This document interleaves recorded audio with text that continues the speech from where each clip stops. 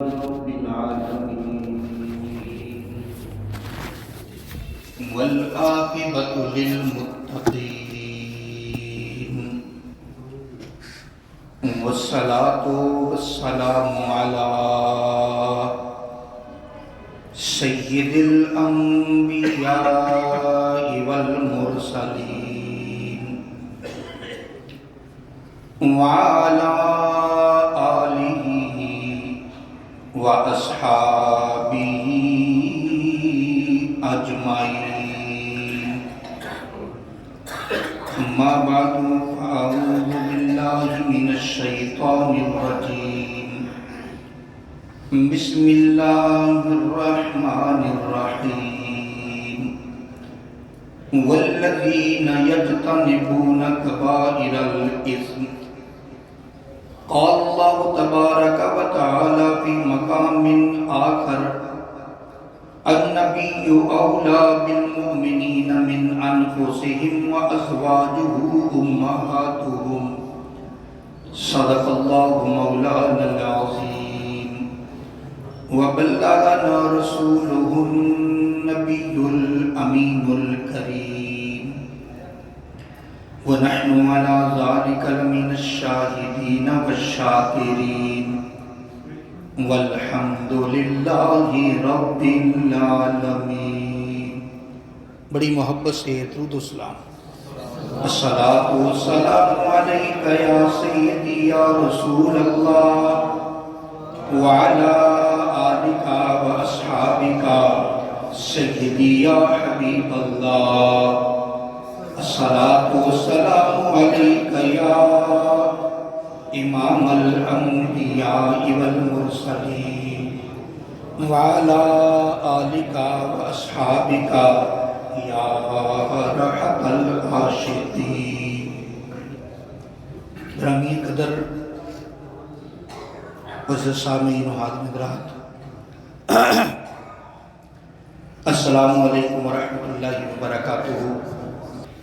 حضرت سیدہ خدیجہ الکبریٰ رضی اللہ تعالیٰ عنہ میرے آقا علیہ السلام کی پہلی بیوی، عمر مبارک 25 سال تھی میرے نبی کی، اور خدیجہ الکبریٰ کی عمر 40 سال تھی جب شادی ہوئی، اور اس سے پہلے خدیجہ الکبریٰ 2 مرتبہ بیوہ ہو چکی تھی، 2 مرتبہ۔ میرے آقا صلی اللہ تعالیٰ علیہ وسلم سے شادی کیسے ہوئی؟ جب آقا علیہ السلام کی عمر مبارک 20 سال سے زیادہ ہو گئی تو آپ بھی تجارتی قافلوں کے ساتھ جاتے تھے، تجارتی قافلوں کے ساتھ جاتے تھے، اور وہاں جا کر لوگوں کے قافلے ہوتے تھے، ان میں سے کمیشن اگلے وہ دیا کرتے تھے، اتنے % آپ کو دیں گے، یہ کاروبار ہے، میرے آقا کرتے رہے۔ تو حضرت خدیجہ الکبریٰ امیر زادی تھی اور مکہ شریف میں سب سے امیر گنی جاتی تھی، خوبصورت بھی بہت تھی، اور ایک رئیسہ تھی، تو یہ بھی تجارتی قافلے تیار کر کے بیچتی تھی لوگوں کے ہاتھ۔ پتہ چلا کہ محمد عربی بھی قافلے لے کر جاتے ہیں، تو اس نے پیغام بھیجا میرا قافلہ لے جاؤ، تجارتی قافلہ ملک شام کی طرف۔ آقا علیہ السلام نے فرمایا ہم نے تو اپنی مزدوری لینی ہے، ہم لے جائیں گے۔ کہنے لگی میں آپ کو مزدوری بھی دوسروں سے زیادہ دوں گی، کیونکہ صادق اور امین تو مشہور ہو چکے تھے پہلے ہی، ہر ایک کو پتا تھا یہ صادق اور امین ہے۔ تو سیدہ خدیجہ الکبریٰ رضی اللہ تعالیٰ عنہ کا پیغام ملا، میرے آقا قافلہ لے کر گئے، ساتھ اس نے اپنا ایک غلام میسرہ جس کو کہتے تھے وہ خدمت کے لیے بھیجا۔ نبی پاک صلی اللہ تعالیٰ علیہ وسلم تشریف لے گئے، چلتے چلتے جب بصرہ کے مقام پہ پہنچے، وہاں ایک گرجا تھا، گرجے میں عیسائی پادری تھا جس کا نام تھا نستورہ۔ جب نبی پاک علیہ السلام وہاں اس کے گرجے کے قریب جا کر ایک درخت کے نیچے کھڑے ہیں، تو میسرہ جو غلام تھا اس سے عیسائی پادری پوچھنے لگا، کہنے وہ راہب تھا، وہ راہب کہنے لگا یہ کون ہے؟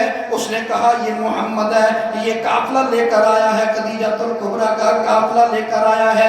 کہنے لگا ہمارے کتابوں میں لکھا ہے، عیسیٰ علیہ السلام نے فرمایا تھا اس درخت کے نیچے میرے سوا اور کوئی نہیں کھڑا ہوگا تو نبی امی آخری نبی محمد عربی کھڑا ہوگا۔ کہنے لگا یہ اللہ کے نبی ہیں۔ وہ میرے آقا علیہ السلام کے پاس آئے، ابھی تو اعلان نبوت کیا نہیں، اعلان نبوت تو 40 سال کی عمر میں ہوا، تو اسی وقت وہ آ کر کہنے لگے اے اللہ کے پیارے نبی میں آپ پر ایمان لاتا ہوں، آپ اللہ کے سچے رسول ہیں۔ تو مال بیچا، کافی تعداد میں، کافی مقدار میں، پہلے سے زیادہ منافع ہوا، کیونکہ دیانتداری سے مال بیچا، دیانتداری سے خریدا۔ پہلے جو تاجر لے کر جاتے تھے وہ گڑبڑ کرتے تھے، تو میرے آقا تو صادق اور امین تھے اور نبی تھے، تو جو نبی ہوتا ہے وہ تو ایسی بات نہیں کرتا۔ نبی پاک صلی اللہ تعالیٰ علیہ وسلم جب واپس آئے، جب قافلہ لے کر واپس تشریف لا رہے تھے، جب مکہ میں داخل ہوئے تو حضرت خدیجہ الکبریٰ رضی اللہ تعالیٰ عنہ مکان کی چھت پہ بیٹھی ہیں، اپنی سہیلیوں کے ساتھ بیٹھی ہیں، ادھر سے میرے نبی کا قافلہ آ رہا ہے، میرے آقا علیہ الصلوۃ والسلام سواری پر، نبی پاک علیہ الصلوۃ والسلام، ادھر دوپہر کا وقت ہے، میرے نبی پہ فرشتوں نے سایہ کیا ہوا ہے، 2 فرشتے میرے نبی پہ سایہ کر رہے ہیں، دوپہر کا وقت ہے، چہرہ انور پہلے ہی بڑا خوبصورت تھا، پہلے چمکتا تھا 14ویں کے چاند کی طرح۔ جب سیدہ خدیجہ الکبریٰ نے پہلی نظر میرے نبی کو دیکھا تو نہ ایسا چہرہ، نہ ایسی زلفیں، نہ ایسا چہرہ، نہ ایسی زلفیں، نہ یوں کسی پہ قرار ہوگا، نہ ایسا چہرہ، نہ ایسی زلفیں، نہ یوں کسی پہ قرار ہوگا، جواب ہوں گے، نہ ایسا چہرہ، نہ ایسی زلفیں، نہ یوں کسی پہ شباب ہوگا، جواب ہوں گے سبھی کے لیکن، جواب ہوں گے سبھی کے لیکن، نہ مصطفیٰ کا جواب ہوگا، جواب ہوں گے سبھی کے لیکن، نہ مصطفیٰ کا جواب ہوگا۔ نعرہ تکبیر، نعرہ رسالت، نعرہ حیدری، نعرہ غوثیہ، تاجدار ختم نبوت، تاجدار ختم نبوت، تاجدار ختم نبوت۔ بس پہلی نظر میرے مصطفیٰ کو دیکھا دیوانی ہو گئی۔ تو آقا علیہ السلام واپس آئے، حساب کتاب سارا دیا، وہ جو غلام ساتھ بھیجا تھا اس نے ساری باتیں بتائی، وہ نستورہ والی بات بھی بتائی، اور اس نے بتایا کہ میں پہلے بھی جاتا تھا، یہ تو بڑے دیانتدار ہیں، ساری باتیں بتائی۔ خدیجہ الکبریٰ اتنی متاثر ہوئی، اپنی سہیلی نفیسہ سے کہا جاؤ محمد عربی کو شادی کا پیغام دے۔ وہ نفیسہ میرے نبی کے پاس آئی، آپ کا شادی کا پروگرام نہیں ہے؟ فرمایا پروگرام تو ہے لیکن ابھی میرے پاس پیسے نہیں، خرچہ کہاں سے کرنا ہے، ابھی تو میں نے چاچا جی سے لایا کاروبار ابھی نیا شروع کیا ہے، جب ہوگا کر لیں گے۔ کہنے لگی اگر سارا انتظام ہو جائے تو پھر۔ فرمایا بتاؤ کون؟ کہنے لگی خدیجہ۔ میرے آقا علیہ السلام نے فرمایا خدیجہ؟ اس کو تو بڑے بڑے امیر لوگوں نے پیغام بھیجے، اس نے رد کر دیا، کہتی ہے میں نے اب شادی کرنی نہیں، مجھے کیسے پیغام بھیج دیا؟ میں اپنے چاچا سے بات کرتا ہوں۔ ابو طالب سے بات کی، ابو طالب نے کہا پیارے خدیجہ اگر خدیجہ کا پیغام آیا ہے تو قبول کر لو، یہ تو کسی کی بات کو مانتی نہیں، کتنے پیغام اس کو گئے ہیں، یہ کہتی ہے میں نے تجھے خود پیغام بھیج رہی ہے۔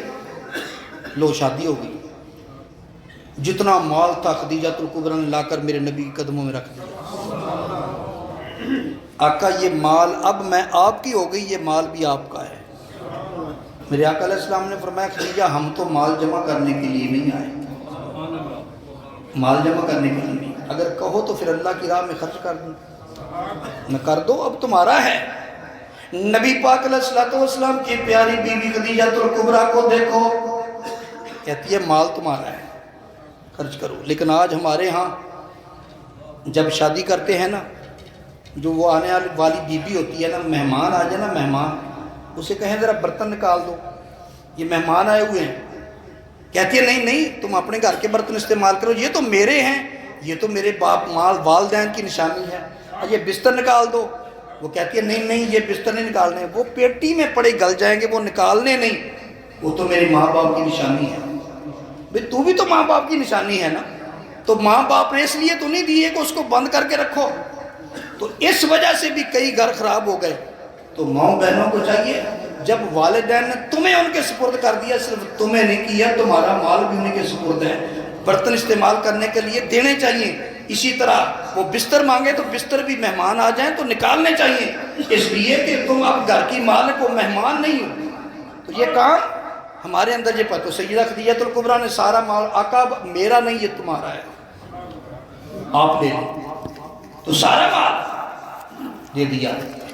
سیدہ خدیجہ الکبریٰ جب نبی علیہ السلام پر پہلی وحی آئی تو آپ گھبرائے ہوئے گھر آئے تو عرض کیا آقا آپ تو غریبوں کی مدد کرتے ہیں، آپ تو مہمانوں کی عزت کرتے ہیں، نادار لوگوں کی مدد کرتے ہیں، اللہ آپ کو کبھی بھی رسوا نہیں کر سکتا۔ سب سے پہلے میری نبی پر ایمان لانے والی خدیجہ الکبریٰ ہے۔ آقا میں دعائی دیتا ہوں، میں مانگتا ہوں۔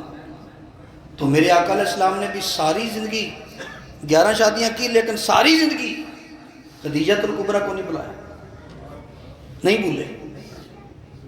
سیدہ عائشہ فرماتی ہیں کئی مرتبہ ایسا ہوتا گوشت پکتا تو میرے آقا فرماتے میری عائشہ، میری خدیجہ کی سہیلیاں فلاں فلاں جگہ رہتی ہیں، ان کو بھی دے کے آؤ۔